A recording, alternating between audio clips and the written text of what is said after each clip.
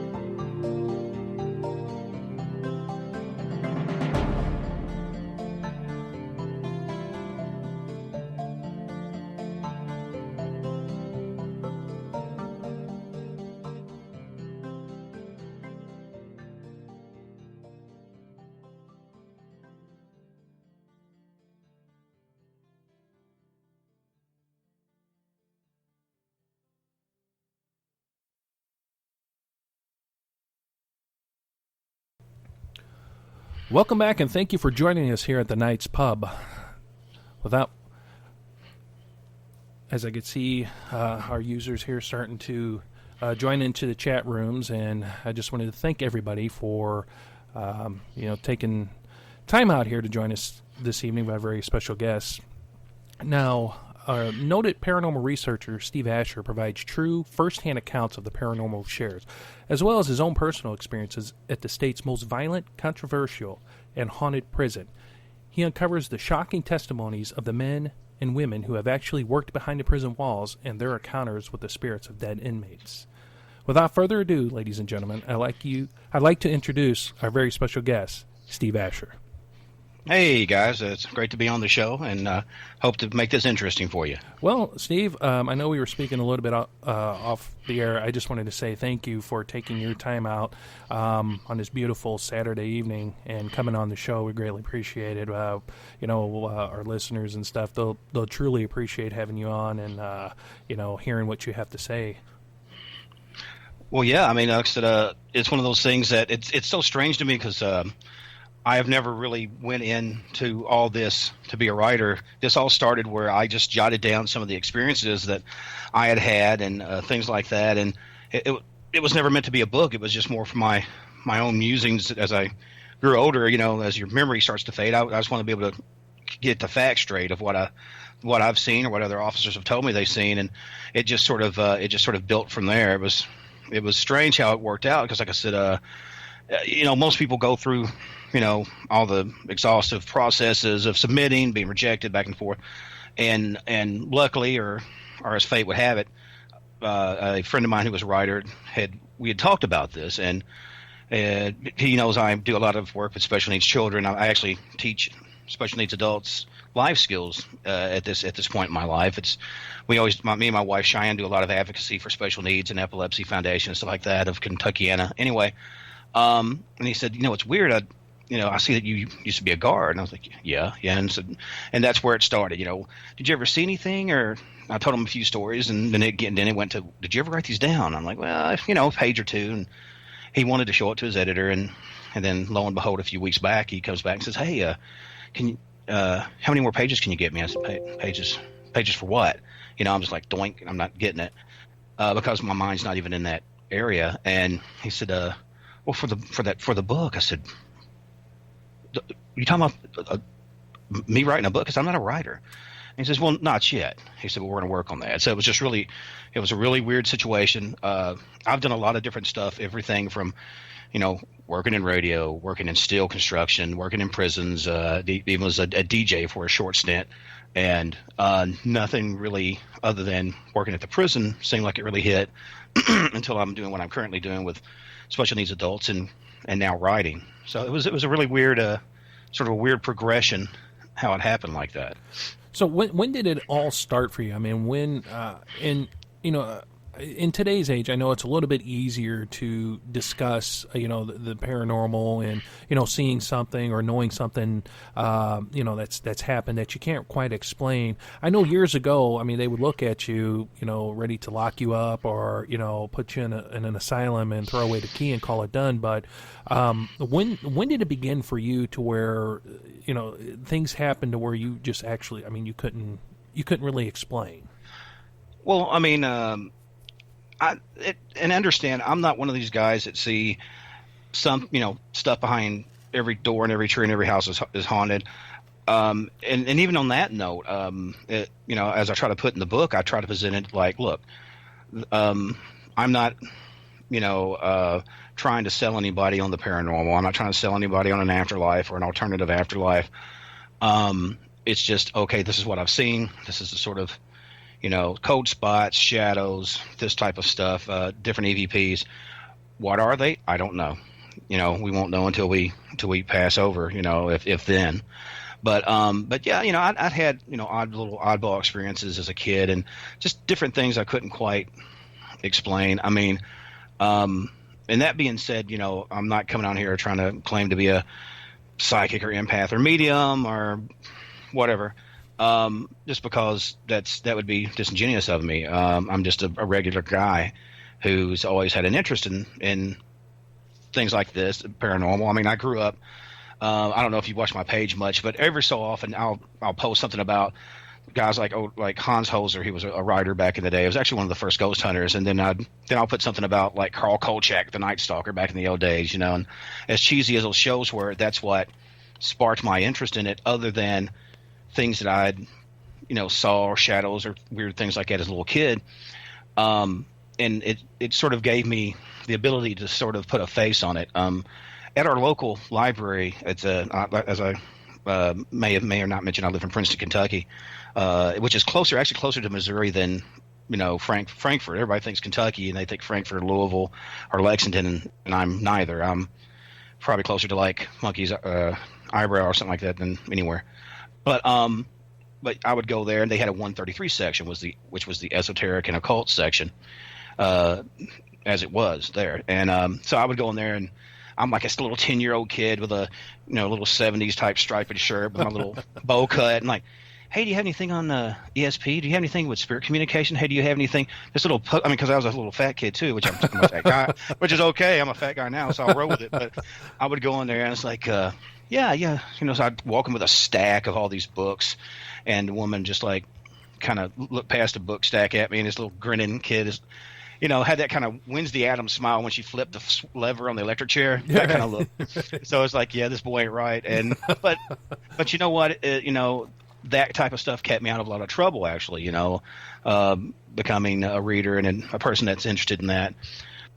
Everything, and even if you tie in stuff like old Hammer horror films and all that stuff, all that is a mishmash of stuff that kind of pointed me in that same direction. But it wasn't until as of having an honest to goodness research team, I didn't do that until like early part of 2006, when I put together the Caldwell County Paranormals. The reason I called it the Caldwell County Paranormals was that it was just because we looked into different paranormal type subjects. I didn't want to call it Ghost Hunters because I don't know what we're looking at, and that's fine. Everybody has their own ideas on it, but I did my best to go at it in sort of a scientific method. And I had an interest in this, and I was a fan of this type of stuff long before I ever tried to write a book. And if we were ever investigate a place, we never charged a cent for that. I know, and that's kind of a hip thing to do, I guess, today. But that's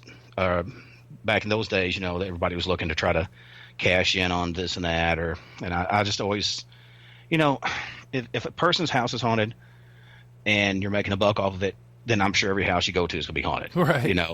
It's just that type of thing. And I did not want to be seen as that. But yeah, it seemed like it was a really early on type deal, of catching shadows and things. And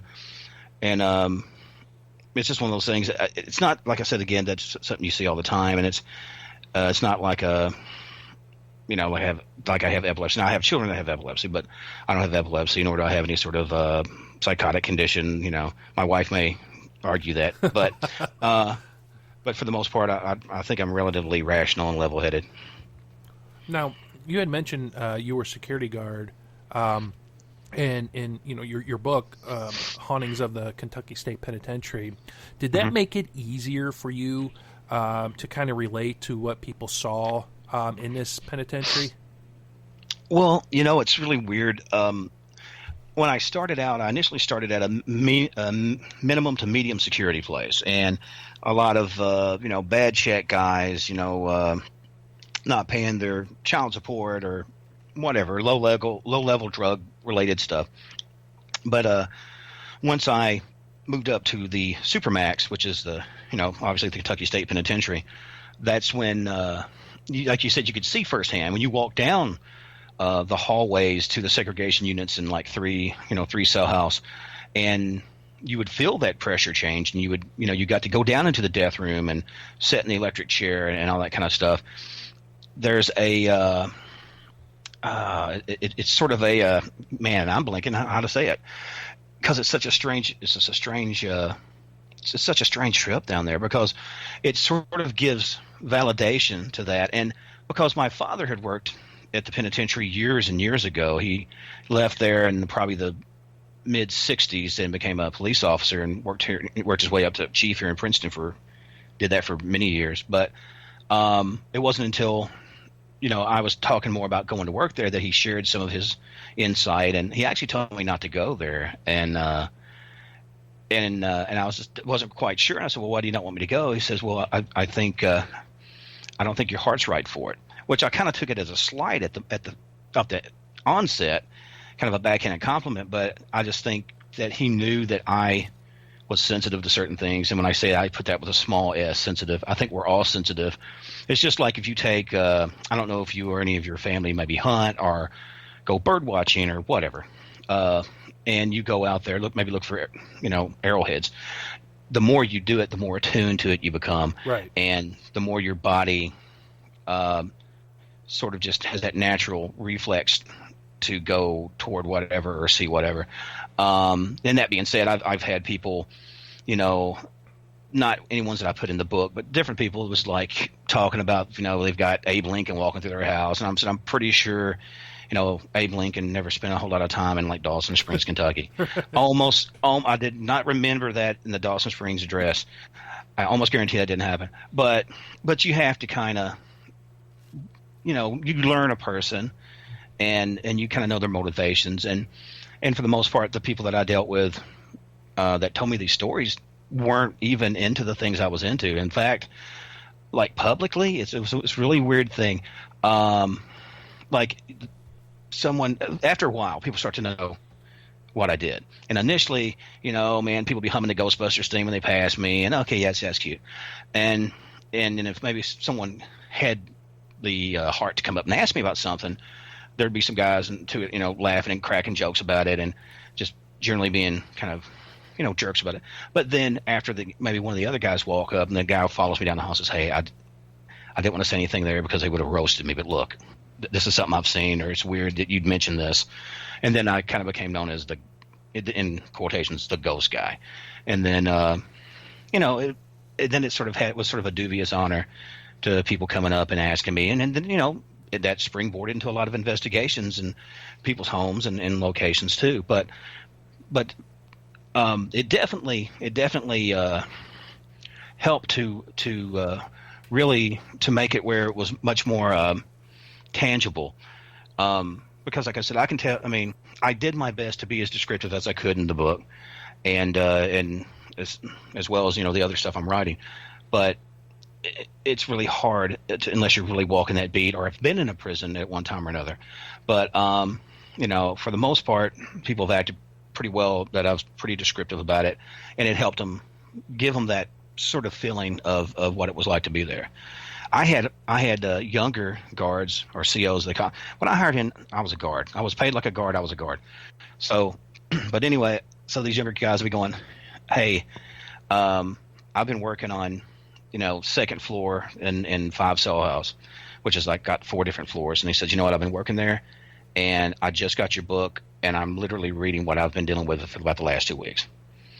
And that's really, it's really surreal, because it's like, not only have I dealt with it, obviously it's still going on, and obviously some of the situations that I've seen was telegraphed back to me from older guards. And that's the thing. This place has been popping since the late 1800s, and it's a still functioning prison. It's not like a Eastern State Penitentiary or this and that, which is all great. I'm down with that, and I'm down with places like Waverly and stuff. But when you have that human component, and you have that misery battery, if you want to call it, tied in with all the vicious violence of the situation and all the different elements of that's tied to that, it seems like it really amps up. It acts almost like a trigger object, which is the energy of the people that works there and the energy of the people that are kept there. So when you were working in the penitentiary, was it more than the COs or the guards that would come up and say, "Hey, I've had these experiences"? Because basically, I mean, with them reading your book, I mean, it just kind of validated that, of course, they're not insane, that this stuff does happen. But how about the inmates that were there? I mean, did any of them have any kind of experiences, or to where they witnessed something to where you may have heard, or they may have, directly or indirectly, contacted you or talked to you? Well, and understand, I left the prison in the later part of 2010. I'm sorry, excuse me. I didn't really start hammering this book down until late 14, mid 15, and then of course it was released in 2016, probably about 8 months ago now. But at the time, I more or less collected things sort of privately. And then when it came to time that I was wanting to try to put these out, excuse me again, I would speak to the COs or whoever and got permission. But yeah, I mean, there was times, especially when I was working there, and I would ask, we might have an old timer who'd worked there, been in there, say 40 years, coming in when he's 20s, like 50 or 60 now, and just say, hey, what do you know about, say, the showers on C&D Walk? Or, hey, what do you know about down here at the old infirmary? Have you ever heard any stories about, and I wouldn't go real deep in it, but enough that he'd know what I'm talking about. And then usually he would, again, more or less repeat what I had heard. And a lot of times they have seen the same thing, or they say, well, ever since back in, say, 89, when that guy was stabbed and raped in the showers, which, unfortunately is just a fact of how some of that went down. There's always been something off about, the shower, even more than it would have been already. But yeah, I mean, so it was one of those things that I really didn't put very many inmate stories. The only one I put in there was Don't Look Up. And it was talking about, we had some inmates coming from another penitentiary due to a riot, and they moved out X amount of people, and we had to house them in the prison gymnasium because there just was not enough beds to sustain everybody. And they had a lot of different paranormal things happen down there. So, but for the most part, it's been, and I always try to change names. And like, say if it's an African American lady that told me the story, I'll make it a white man or an Asian man or whatever, and just to try to keep their anonymity. And I'll change up little elements of the cell houses so you maybe don't know exactly which of the locations I'm talking about. Down to the point of, I don't want to say, oh, this happened on Midnights on first floor, January, 19, blah, blah, blah. And then they go, well, I know exactly who was working that night. Right. Because not everybody wants that out. I mean, I went to the prison.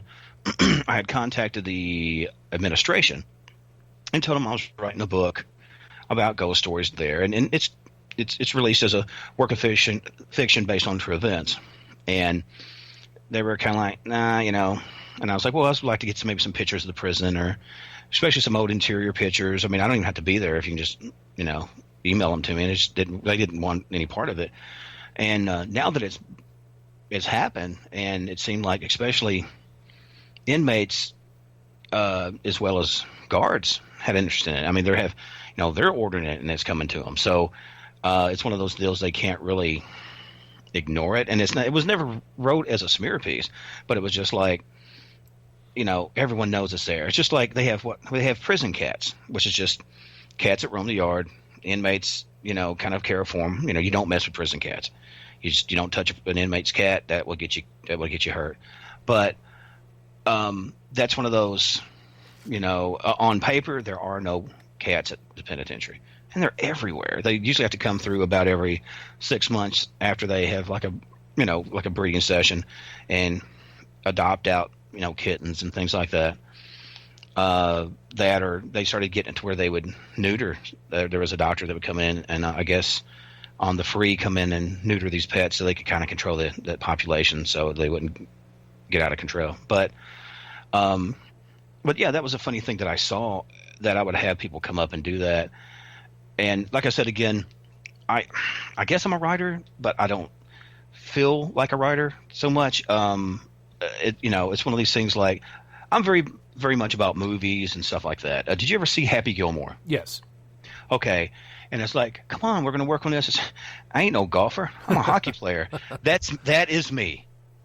That is me in regards of going. I said, I'm not this guy. I mean, I got stories and I've got this and that, and I can, I guess, turn a phrase all right, but I'm not, college educated in that. I mean, I'm college educated in criminal justice and stuff, but which helps me to know how to set up check out areas in a grid pattern and things like that, and collect evidence and things like that, and troubleshoot a lot of stuff. But when it comes to literature, journalism, any of that, I'm just Joe Blow. I'm just a regular guy, which maybe might put some people off, or it may help them. I mean, for the most part, people's been like, well, look, this guy seems like he's legitimately interested in it. He doesn't seem like he's overblown. He's not this and that. Which, everyone has detractors, but it's just one of those things that I'm still kind of, getting used to these shoes, I guess. Which, right. And understand it's sort of a sideline for me because, during the day, again, I teach, special needs adults life skills and all this and that. So I may go from a day of this and that and showing them how to do a checkbook, and then, maybe whatever, maybe the guy likes to paint or do finger paints or something that's sort of a good job type end of the day deal. And then I'll go start writing about a story about, somebody that was hacked up with a hatchet or something. It's just a really strange dichotomy of just the sort of a polar opposites, but it's still, I guess, all that dwells within me doing not that I'm hacking somebody with a hatchet. You know what I mean? the interest in that. I grew up with the old, do you remember like the old Unsolved Mysteries and stuff? Absolutely. And scariest freaking theme ever, man. That was always creepy, and I know I'm kind of on a tangent, but like that, the theme from like Amityville Horror was creepy, Poltergeist was creepy, and that stuff. That is one movie that, and I can remember. I'm in my mid-40s. I can remember the Amityville, going to a drive-in theater and seeing that, and it was a back-to-back with The Exorcist. Oh my God! Yeah, I will never ever forget. I really don't think that I slept too much that whole week. You had a double dose. I mean, see, that's the thing. I caught The Exorcist. I think it came out 70. Yes.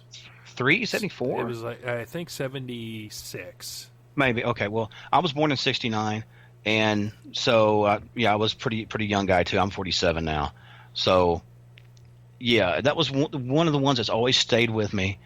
That, and it kind of scared me, but it didn't exactly scare me. Was it, which is really in The Shining, and that really kind of got my head into like guys like Stephen King, which is sort of like my spirit animal for writing, I guess.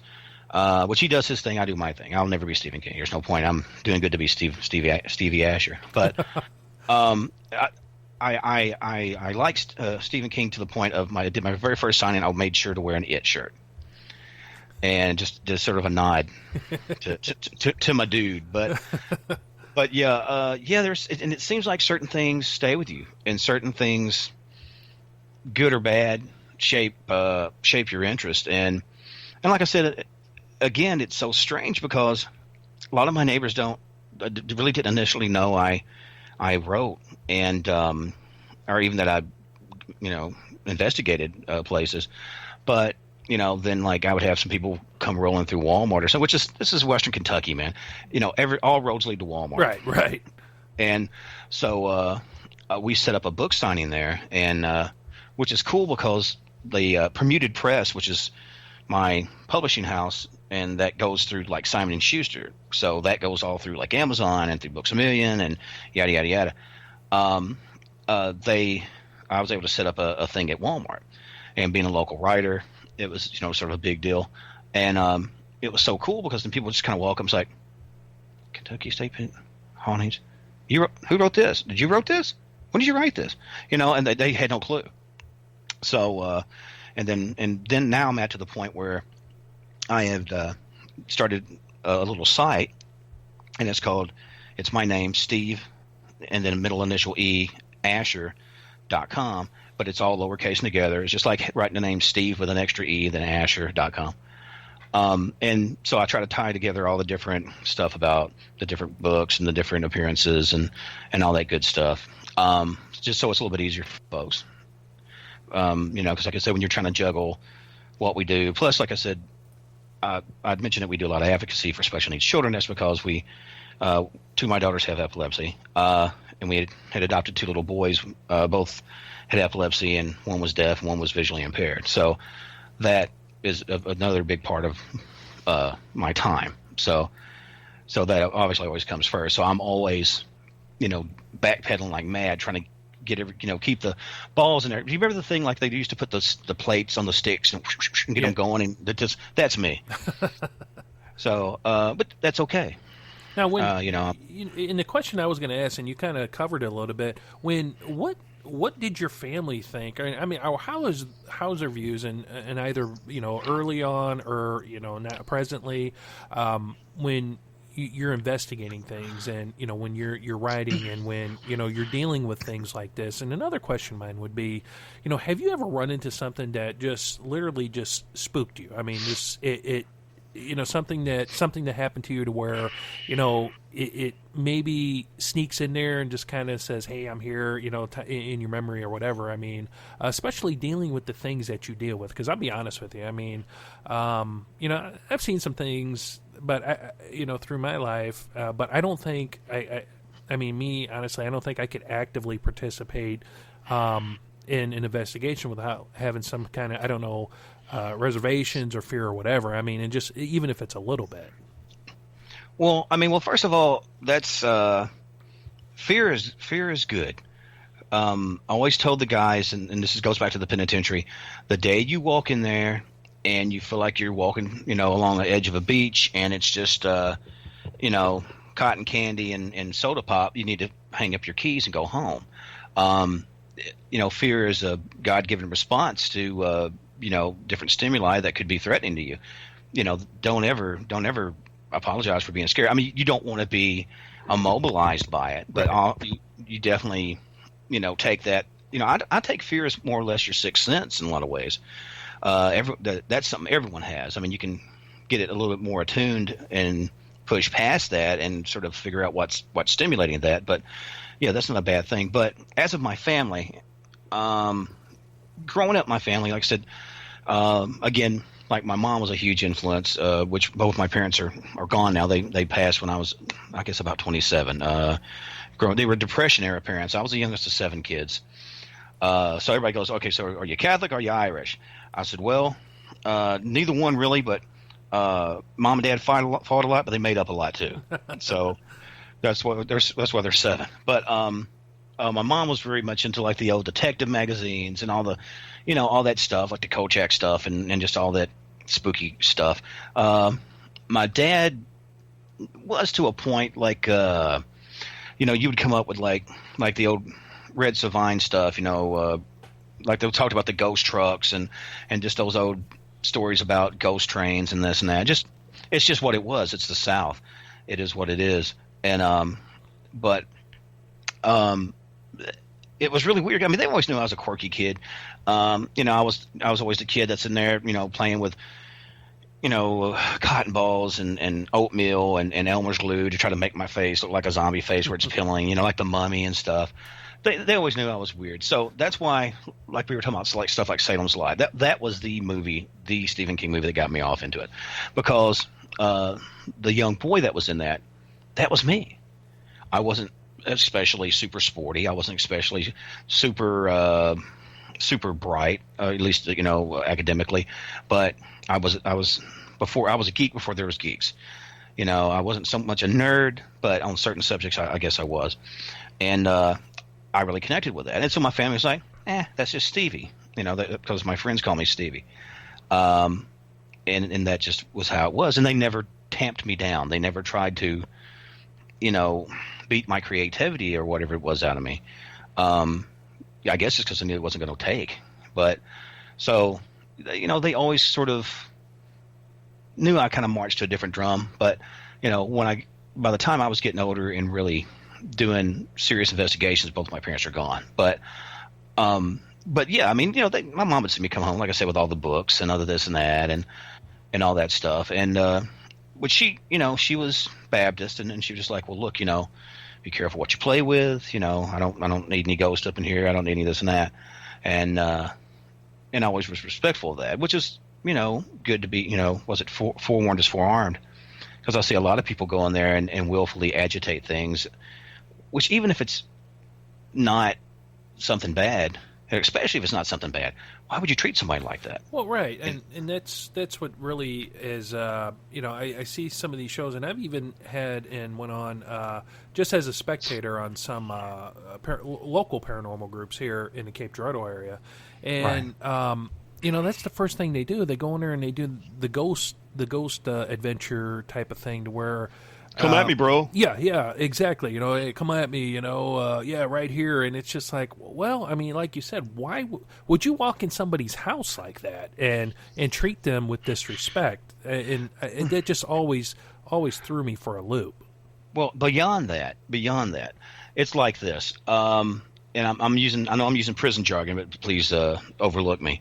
They have something called selling gorilla cookies in prison. What it means is, it's like, you always had one of those friends.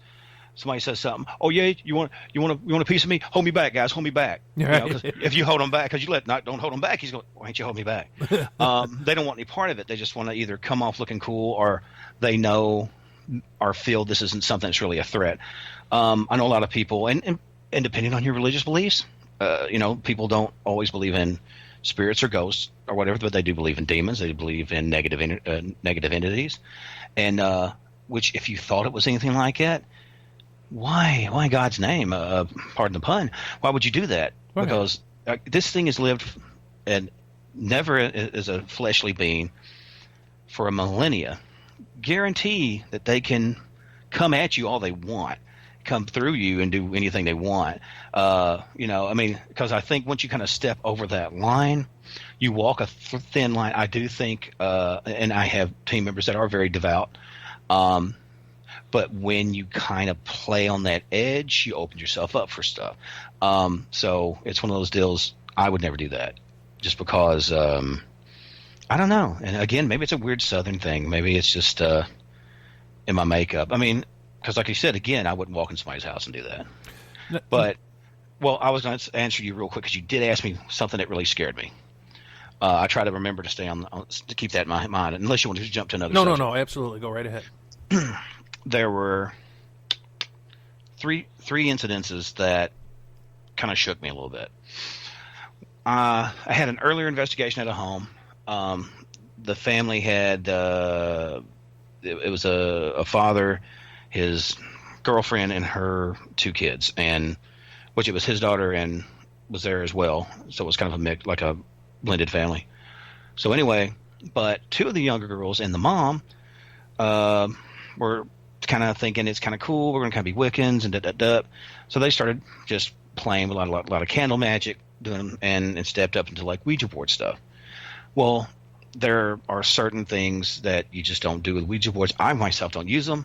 I have a friend named Tim Shaw who does a lot of Ouija work. Actually, would be a great guy to contact. And he's like from a multi-generational spiritualist family. And so he was trained, just like, okay, you don't hand a toddler a handgun and send them off and out into the yard to play with it. If you train those kids up through years and years, they have an idea and they know how to handle it. It's just like that. I wouldn't put him in. I mean, he's great with handling that type of stuff, but I wouldn't put him in a prison situation because he'd get smashed. Right. Not because I'm just saying, you've got to know the road you're traversing. But anyway, they were playing with this, and they come through, and it was a lot of stuff going on, and they made a request of me to bless the house. I don't do a lot of that. I'm not really. I don't know. It's one of these things. I'm sort of weird, and if it comes off sounding like I'm like falsely humble or something, it's not that. I do my best to always try to keep my feet planted and be a reasonable man and not. You're honest. I'm saying. Well, I mean, I'm doing my best, right? And if I'm ever not, call me out, please. And I said, well, if you want to do that, that's fine. So I went through with consecrated oil and marked the doors with a cross. They were Christians, so you did a cross and went through with holy water and stuff, saying the Lord's Prayer. Anyway, everything was okay. A lot of the activity seemed to decrease because there was a lot of rattling, bangings inside the walls, cold spots.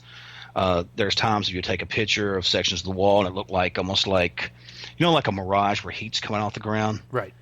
down it, rippling up the walls, stuff like that. Well, as I'm doing this, and they're going through doing follow-up pictures, none of that was there. So great, right? So I go to the back bedroom, and it's the last room I go to, and I do the thing at the door, and just like all the other rooms, I do this. I walk into the room, hit every corner of the room. Okay, and this is after I've already been a prison guard. Jumped into cells, had to pull guys out. Wasn't mistreating them, but you had to get them under control. I couldn't walk in the room. Let me explain this. It's not like there was anything blocking me. It's like my legs would not step into that room. I'd set up a voice recorder, and the room, it was dark, but it seemed like darker than dark, if it makes sense. And something said, nope, don't do it. Just don't do it. And I've learned that was one of the few times that it happened, and I was like, okay, I'm going to trust my gut on it. So I said the Lord's Prayer, threw some holy water, split. And upon listening to the evidence, I was listening, and I got an EVP, and I was like, well, that's kind of weird. And what was so strange, it's weird even thinking about it now. I said the Lord's Prayer, and you know how you end it in the name of the Father and the Son and the Holy Ghost, amen. Right. Every time I would say that, I would go, in the name of the Father, and you'd hear something go, the Father, and say, and the Son, the Son. Wow. Like mockingly, and it's weird. I'm getting goosebumps now. Yeah, I am too. and then it was like, oh man, it was just kind of like garbled up into like this weird, I don't know, like demon speak. It was like something off Constantine or something. It was like, geez. And I had a picture of me coming from the house, or coming especially out of that room. My eyes are like big, like huge. My brother happened to have been there with me on that. And he said, I've not seen your eyes look like that since you were like 6 or 7 years old. Like since you were really, really horrifically scared of something. And I said, that's crazy. But we went to another location, and I'll make this quick. I'm sorry. Oh, no, you go right ahead. Went to another location where there had been a house fire, and we went through the house. Everyone was gone. Or at the time, there had not been a house fire. This is before the house fire. The house fire happened afterwards, which is really weird. So we went through there because they had the woman had remarried, and her previous husband, who she was still in touch with because they had kids, would come visit there. And when he was like in town, anyway, he had a heart attack and died in the kitchen. And they started having activity, and they thought it was him. And I was like, well, maybe it's a protective thing. I always try to go, well, do you feel threatened, or have you been attacked? Are you getting scratches? Anybody molested in any way? And they just talked about a lot of weird feelings and all that. So we go through the house, and we use divining rods, which probably sounds like weird and hokey to all the people that's using the pods and all the stuff. And we use voice recorders, thermal gauges. We use EMF meters. We use cameras with IR lights and all that. But the thing is, all those things can be drained. Divining rods don't drain. That personal barometer in your chest doesn't drain. All right, there's something I do, and it's going to sound a little wonky, but do you remember like when you were a little kid and you're kind of, and it's like dark, or like better explanation. You ever played like Pin the Tail on the Donkey? They Absolutely. Turn you around in a circle. Yep. You're blind, and you're walking in, and you're kind of feeling with your hand to sort of get a feel to where things are. Like a lot of times you get close to a person, you feel that radiant heat. Or you get to an area that's a little colder, you notice it. Think, okay, I'm close to the window, or I'm close to the air vent in the room. You can use that to gauge where you're at. I would do that as I don't know why, just as a reflective thing, I'm having a problem talking. A reflex. So I would walk through with a recorder in my one hand, and my right hand I would kind of walk out, and if I felt an area felt a little weird, I'd put my hand out, and I was like, hey guys, take a few shots over here. I'm not sure what I'm feeling, but I feel something weird. And a lot of times there will be shadows, or a lot of orb activity, or a lot of this and that. And then once it passes, I take some more shots, and then it's gone. And I just noticed, oh, well, maybe that's just my weird barometer that's picking this up. I'm sure everyone has it, but because I've done this so long, I've just, nurtured it. So went into this back room, and this is already after the rods were spinning, and we're trying to get a decision. And now, and I did forget to mention that several of the kids had felt like they were being pulled out of their beds. Now, my wife Cheyenne, who usually does ghost hunts with me, is really protective of kids, and she said, "Look, I don't know who you are. I don't know why you're pestering these kids, but you need to leave them alone." And the rods actually would cross, like for yes, open wide for no. And she was standing next to the person using the rods, and they actually swung out enough that it caught her across her neck and gave her probably about a 4-inch scratch across her throat. Oh, wow. Well, this is right before we went to the back room. So I'm like, okay, here, you take a break, step back, just whatever. So we went in there. We walked through with voice recorders and all this stuff. And I'm saying, look, I don't know what happened here, but you do not have permission to touch any of us. We're protected by God's love, this and that. And we won't allow that. God won't allow that. So anyway, I heard something like, almost like somebody moving a heavy thing on a table or dragging something across a tabletop. And it was really strange. I was like, okay. And I'd pause, like, are you guys hearing that? And then I'd start talking, and I'd hear it again. I was like, guys, what am I hearing? And then by the time I said that, something shot through the room in front of me, like literally crossed across my chest, missing my head by probably about a foot, smashed into the wall. Okay. At the time, we were using IR lights, so they turned up on there, and I was like, whoa, what was that? And so they looked, and there was a box fan, like a heavy box fan, that had been in the corner. The cord had been wrapped up and all that. So there was no way. It wasn't like it was plugged up and it vibrated off.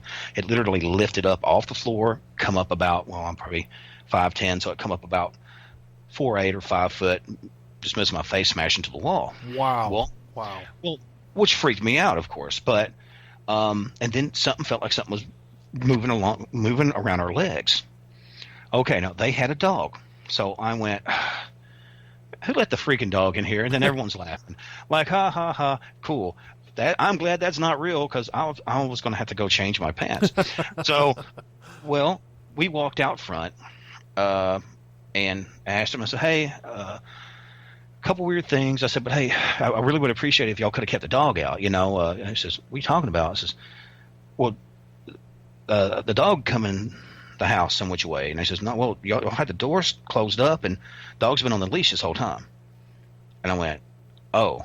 So I went home, and so I started checking the audio on that. Well, you could hear the sound, and then the wham, and the explosive sound, and then you started hearing like a shush coming, and I'm like, and as the animal or whatever we thought it was mealing around our legs, it got this really like a sound going. I cannot do it justice because it was hollow. It was a really weird hollow, like almost like you were making noises up a long pipe, or if you were talking through like a big piece of like PVC sewer pipe that's like a 4-inch pipe, right? And you're talking, it's like hollow, but it's really hard to explain. But that was pretty weird. That freaked me out pretty hard. Last one, and I don't mean to stay on this, but you asked. We were at a site in Caldwell County, Kentucky, and it had been an old trailer park. And insert your Kentucky joke here. So we were at an old trailer park, and Scooby-Doo, those guys get to go check out old amusement parks. We check out trailer parks. So anyway, we're down there, and there had been a house. It was the last house in the area, and this used to be kind of like a local parking spot, but it somehow or another something turned darker, and I guess a girl had got raped there really badly and supposedly died from the injuries. So people were saying the area was haunted. And then you would have these kids that would go in there and try to like use the negative energies to summon stuff, which negative energies are going to draw negative entities. So a lot of people started connecting it as sort of like a site where like wannabe Satanists would go, or maybe I shouldn't say Satanists, demon worshippers.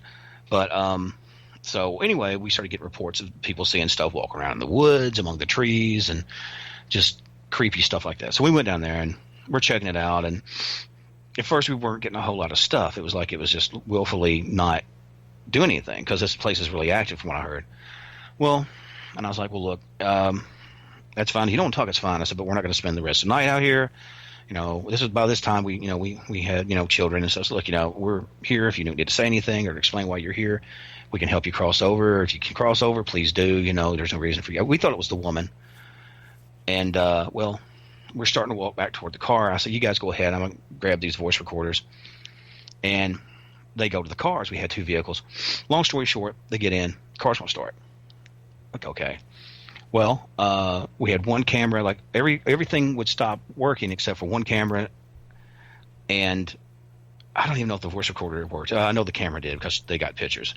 I kept feeling something. You know that feeling in school? I always played by bullies, right? You know how they walk right behind you. You can feel their breath on your neck. Oh, yeah. It was like that. And I was like, guys, just give me a second. And I was like, do me a favor. I think my wife had the camera. So do me a favor. Take a few shots behind me.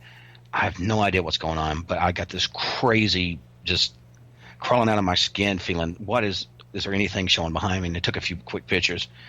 And it showed this huge black billowy mass behind me. And she said, yeah, there's something there. And she's like, I don't know if it's trying to attach to you or what. And I said, it really feels that way. It just, my back feels like something, just a strange suction toward my back, if you can explain that. Almost like you're standing in a doorway with the window open and another door's open, the air's rushing past you. It sort of had that sensation. And so anyway, and I said the Lord's Prayer in the entirety, and I started doing tossing holy water, and because that started freaking me out because it wasn't just me, it was my wife and 4 or 5 other people. And we're out in the woods. These cars don't work. We're going to have to truck back through the middle of the night, hopefully catch somebody up on the main road and get away back. And this is not where you want to be, lost in the woods. Right. So we did that, and she's starting. I said, just keep filming, And as I would start saying the Lord's Prayer, you could see where it sort of stilled. It kind of pulled back, not over me, but slightly right at me. And then as I started tossing the holy water, it almost looked like it's going like, okay, you ever see when the rain starts hitting dirt? Yeah. It starts kind of poofing through it. And it almost looks like a bullet going through like ballistics gel. It was really weird looking. And I just more or less, laid claim to it and said, look, you don't have the right to do this. And, whatever problems you have with passing on, you need to resolve. God's love is infinite and blah, blah, blah. So anyway, and it passed. And I started feeling really sick initially, and then that started to pass. And I said, well, how's it look now? I said, it looks clear now. I said, guys, here, go ahead and crank them up. I don't know what we're going to do if we can't crank them over. Well, by the time they'd had the lights on, and then the lights popped back on, and they were able to kick it over, and we got the crap out of there. We hadn't been back there very much, just because it seemed like it was a real negative spot. I don't like being in negative spots, especially like that. And but that was probably the most threatened I ever felt. Wow, that's incredible. I wanted to mention to you when you were talking about divining rods, and that's not really weird because, believe it or not, I was in Iraq for a few years, and even the military, we used divining rods to find water sources so that we could dig wells. Right. And by the way, thank you for your service. I appreciate that. Oh, thank you. Your first story, with when you said the Father, Son, and you got that. Yeah, that's probably going to haunt me for tonight. Well, I'll tell you, if I can find the audio on here, I'm not sure if I got it on my laptop. I should, but yeah, I'll send you a link to that, or I'll send that to you. I actually debated on like writing some books, and including some of those investigations, and having a web page that you can go to and like hear those EVPs, so you kind of get firsthand, I mean, that has to be startling. I mean, especially when you were describing when you came out, and I mean, because you didn't hear that just like how we're talking right now. So you waited till you got home and then was going through and I guess that's what would get me the most is you're sitting here and you're just hearing nothing or background noise or just environmental noise, and all of a sudden you hear that, right. And I think that would be a little breathtaking. No, I mean, don't get me wrong. We have an area here called LBL, which is Land Between the Lakes. It's a natural reserve that had been a community when – I don't know if you've ever seen a movie called Brother, Where Art Thou? Yes. You remember when they come through in the TVAs and, well, got to get off the land. We're going to run water through here and dam it up and make electricity. That's what happened here in Western Kentucky. And there was like several communities that went down for that. But we would go. These are really old areas, and because it's through a waterway, it comes down through like Cumberland River and all that. There were a lot of boats and barges. Well, again, and people like now are like, you're talking about something happening like whatever, but it goes further than that. There was a lot of little cemeteries that had nothing but infants in it. And I'm like, what in the crap happened? Well, and then so I start researching because I'm that guy. It's going to drive me nuts if I don't.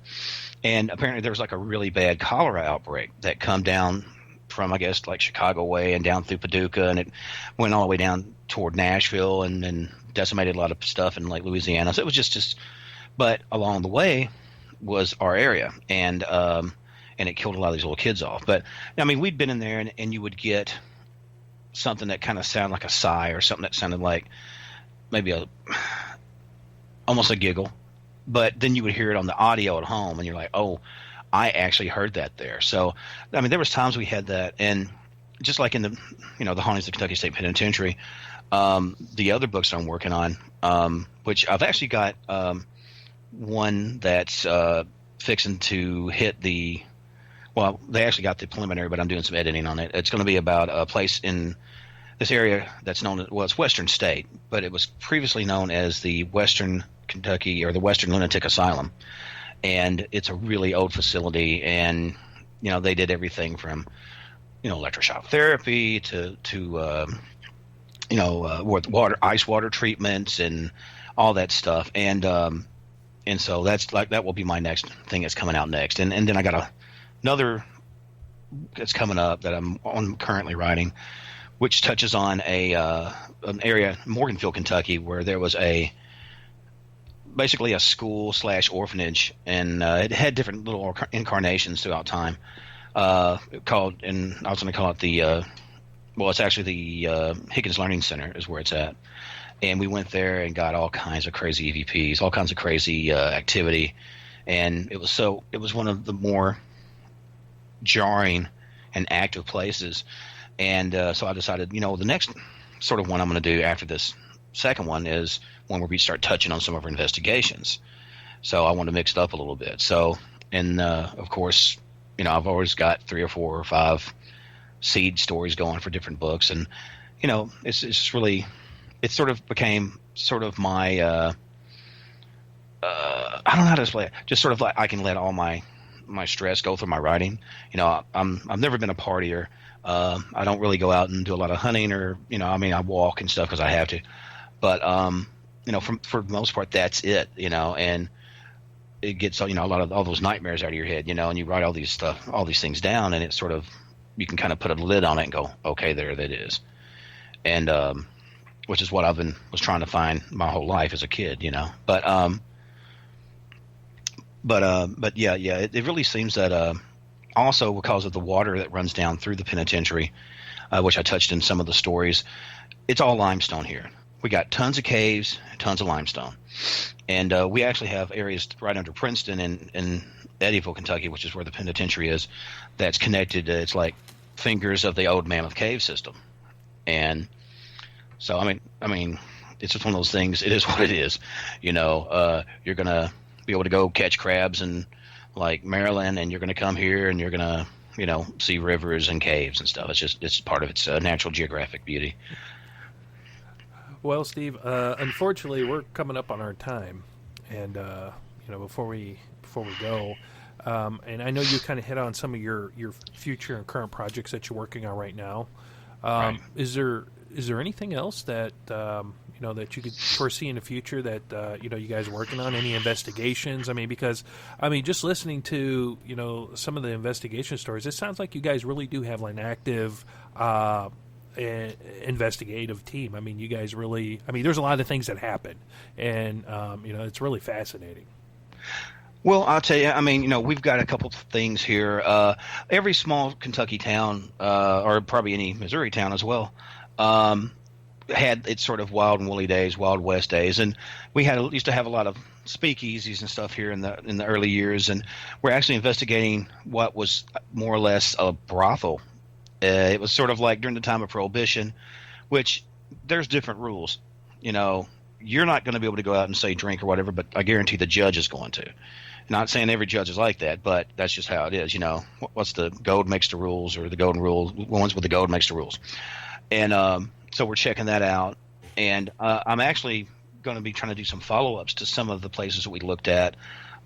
We talked to some people about, you know, going out further, like around like the Cairo, Illinois area, and branching out in some of those areas. And because I actually have some family that live up that way and over in Missouri as well.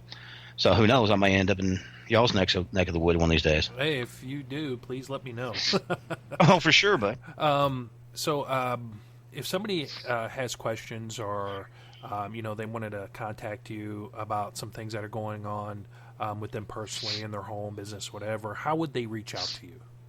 Well, one way, of course, is to go to steveeasher.com, all lowercase and together, and they have a place where you can leave comments. And you know, I always urge people join the mailing list. You know, it tells about all kinds of different stuff that's coming up, appearances and signings and all that. And also, you know, I'm setting up some stuff to where every so often I can give away, you know, free merch and stuff like that.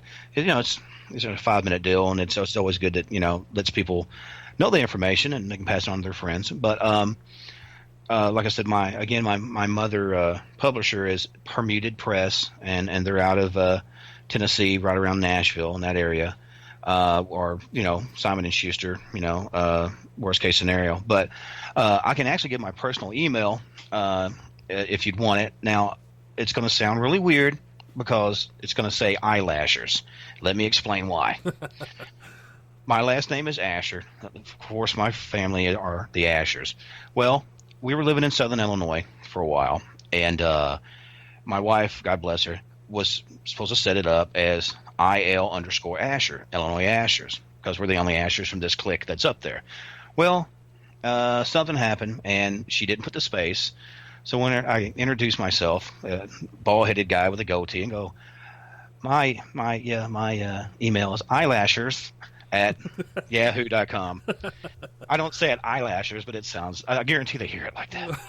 But they're going, you have an active social life, I take it. I said, yeah. But yeah, it's ILASHERS at yahoo.com. And yeah, and I'm always happy to, you know, talk to folks, or, you know, if anybody wants, you know, me as either a writer or as an investigator to speak at a, you know, convention, a college, children's parties. I don't think they want to hear my stories. I can't juggle, but I'll learn. But seriously, but yeah, you know, any sort of questions like that, and I'm always glad to help people. And I think the time you get past willing to help people, that you've kind of lost the focus of why most people get into doing this. Understandable. Well, Steve, I just wanted to say thank you so much for coming on to the show. It's been a treat. It's been a real honor to have you on. And I mean, the information that I'm still freaking a little bit on your first story. So I just wanted to say thank you. I really do appreciate it. Hey, man, anytime. And like I said, just keep in touch with me on Facebook and back and forth. And, you know, as things come, and as I, you know, do more promotional stuff, I'd definitely like to have you involved with it. And, you know, I'm always looking for radio interviews, television interviews, whatever. You know, so if you have any friends up that way that's looking for any of those said things, let me know. I sure would appreciate it. Yes, sir. Will do. Well, I wanted to say thank you once again, and appreciate it. And I'll keep in touch. And you have a great evening. Sure thing, man. Like I said, you take care and God bless. All right. God bless. Thank you, sir. Bye-bye. Well, ladies and gentlemen, that was our very special guest, Steve Asher, and what a treat it was to have him on. I mean, it was so nice to have somebody with his experience to come on, and I mean, he was really cool to have on. And please stop by his website. It's steveeasher.com. You know, we have links to it on our website for, you know, guys, just come on over and just stop by. And, you know, if for whatever reason, if you forget the email address, just stop on by the Nice Pub. We have links to his books, also to his website. Or you can email him at ILASHER yahoo.com. My friends, I just wanted to say thank you for joining us this evening. Thank you for all the guys in the chat, for everyone in the chat room, also for everyone that's listening live here on the Night's Pub. I just wanted to, kind of send this out and, just kind of mention this. The authors that we have on the show here, we don't receive anything, so we don't receive any kind of free merchandise or goods or anything. The only thing we receive is their time that they take, and these are, everyday people who, go out and they work and, they have families, and so, whenever they come onto the show, they're pulling away from those things, and, we just wanted to say thanks. Now, to repay them, please stop by their website, get their books, support them. Support the authors that come on to our show and, dedicate their time to us for an hour or a little, or an hour and a half or whatever, whatever it is, because it's our way of saying thanks. Steve, if you're listening to this, just wanted to say thank you for coming on. We are definitely going to keep in touch with you and, about future projects. And hopefully one day, since we are relatively close to one another, hope one day we can meet, if an investigation or, an event brings you down towards the Cape Girardeau way. But my friends, before I get out of here, just wanted to say, thank you for joining us this evening. We appreciate it. As always, the shows will be up here on the Night's Pub. They'll also be up on, on Shoutcast right now as it's, playing, but it's going to be, up on like iTunes and, all the various venues that we play through. Please keep in mind that on the 21st and 22nd and 23rd, which is not next week, but the week after, I'm going to be going up to Brother Stan's, and we're going to be recording some shows and doing a 94 drive and maybe squeezing another video drive there and just kind of hang out. It's always good to hang out live with Brother Stan, although, we do talk quite often via Skype. It's always nice just to hang out.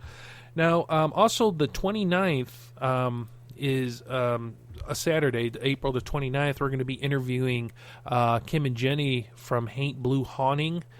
They wrote a book, and, it's really... really cool, and we're more than honored to have them on. Just like our friend Steve, I had to cancel with Kim and Jenny just to reschedule everything from that bout of sickness I went through. So, and then we actually on May 8th, I believe it is May the 6th, or maybe it's May 8th. I'm pretty sure that we are going to have. It is May 6th. Paul Smith, who wrote Mole 51, is going to come on and discuss his new book. So, as I mentioned, and then we reach back out to Pastor McLeod, so we're waiting to hear from him. So, we're actually, we're on track to, get, talking to these authors. And like I said, guys, just please stop by their website, download or, reach out to them, let them know how much you appreciate the show, how much you appreciate them doing what they do, but support them by, getting their book. And don't forget, if you want to leave us a message, just drop us a line at 636-487-4258. Always feel free to email us at info@thenightspub.net, Elliot at thenightspub.net, or Stan at thenightspub.net. Well, my friends, the time has come to say goodbye. But before I go, I just wanted to say thank you for joining us this evening. And, again, Steve, thank you for coming on the show. I wanted to say, thanks, Brother Stan, for, putting up with us. And, we'll see him soon. And just wanted to say thanks, guys. And, we do appreciate you joining and listening in to the Night's Pub. But until next time, take care of one another. Love one another. And look out for one another. Keep on praying. And don't stop praying. And we'll catch you the next time down at the pub.